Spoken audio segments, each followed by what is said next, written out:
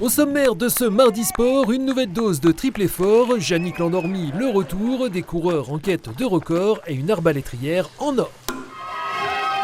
On plonge dans le grand bain sans plus attendre avec ce dimanche la 32e édition du triathlon d'Épinal autour du réservoir de Bouzet. Un peu plus de 500 concurrents tous formats confondus, dont 140 sur ces images sur l'épreuve phare.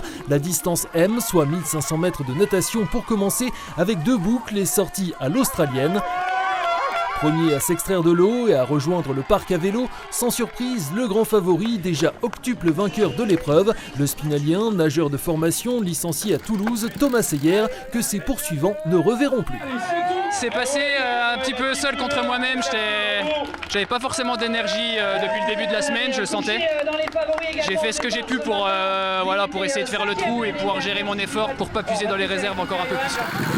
Thomas Seyer, pas dans un grand jour, mais tout en maîtrise donc, notamment sur la section cycliste, compliquée par le vent, et remodelée avec un passage le long du lac et bien plus de dénivelé, 670 mètres pour 44 km, qui vont permettre aux sociétaires du club organisateur, le Tech Lucas Mathieu, de remonter à la 2e place à 4 minutes de son copain Thomas Seyer. Mais pas de quoi inquiéter le maître des lieux qui a donc signé ce dimanche sa 9e victoire. Si je pouvais atteindre les 10 l'année prochaine ou dans 2 ans, c'est toujours un plaisir de venir ici. J'ai grandi là, moi toutes les personnes qui sont là, ils m'ont vu grandir, j'ai commencé le tri avec eux, donc c'est toujours un plaisir de revenir ici. Je venais pour faire ce classement-là, parce que je savais qu'il était intouchable comme d'habitude. Je suis parti plutôt bien en natation et en fait, au final, j'ai fait une course pour moi pleine. Du début à la fin, tout s'est bien passé dans les temps que je voulais faire, donc très bien.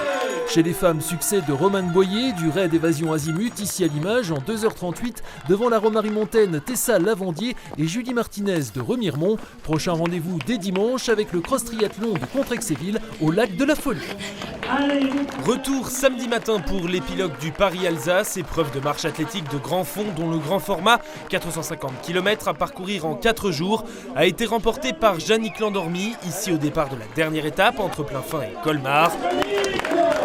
À 63 ans, il les a fêtés vendredi, le Giron courtois a rechaussé les baskets plus de 20 ans après sa dernière participation. Sa motivation, une préparation grandeur nature pour l'édition 2026 qui marquera les 100 ans de cette épreuve mythique en perte de vitesse. Ils étaient 50 au départ en 1926, seulement 20 cette année, 8 sur l'épreuve de 450 km et 12 sur la Cabu, une course par étape de 250 km où le marcheur Danoul de Gilles Dasgros, ici à l'image, a pris la 5e place.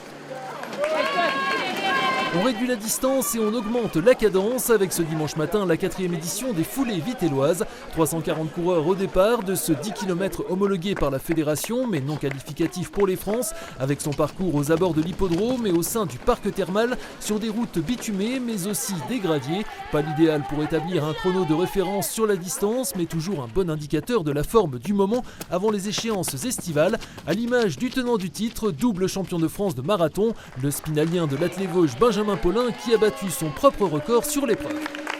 Tous les ans, j'ai à chaque fois retranché 30 ou 40 secondes au chrono à vitesse, donc c'est un peu la référence de la forme de l'année. Donc là, j'étais parti fort, je suis parti tout seul devant et j'ai tout donné jusqu'à l'arrivée. Au final, je fais 30 et 13 secondes, donc plus de 40 secondes de mieux que l'année dernière, donc contrat rempli, c'est cool. Après 4 week-ends de course, place à un peu de repos pour Benjamin Paulin qui s'alignera début juillet sur le semi-marathon du Mont Ventoux. Même objectif pour la coureuse du club athlétique de la Haute-Moselle Marjorie Aubel qui a elle aussi signé un nouveau temps de référence pour l'épreuve. C'est la 4e année que je participe, donc le but c'est vraiment de voir un peu le niveau de forme en ce moment et moi je suis contente, j'ai réussi à battre mon chrono, donc l'objectif est réussi. 3 semaines de pause dans le calendrier des courses hors stade avant un week-end à 3 épreuves les 28 et 29 juin, le trail de la Vallée des Lacs à Xon-Rue-Longemer, le trail des Brûlés à Girancourt et la Trace des Loups à Châtenois. Dans le viseur, médailles et tickets pour des Coupes du Monde, 4 jours de compétition à l'arbalète au stand de tir de Thaon-les-Vosges, avec les sélectifs nationaux et championnats de France à 10 mètres et 30 mètres sur ces images samedi après-midi, avec 2 Vosgiennes en lice, ici Justine Chambry de Moyen-Moutier, qui a amélioré ses records personnels à 10 mètres comme à 30 mètres, et Floriane Bogard de Neufchâteau, qui pouvait espérer jouer les premiers rôles. Dans le 1000 pour la néo-castrienne, médaillée d'or au tir debout avec 285 points sur 300 possibles en 30 flèches, et qui, au cumul des différents matchs, a pris la 3e place. Cela devrait lui ouvrir les portes d'une sélection pour la manche de Coupe du Monde de Strasbourg début septembre.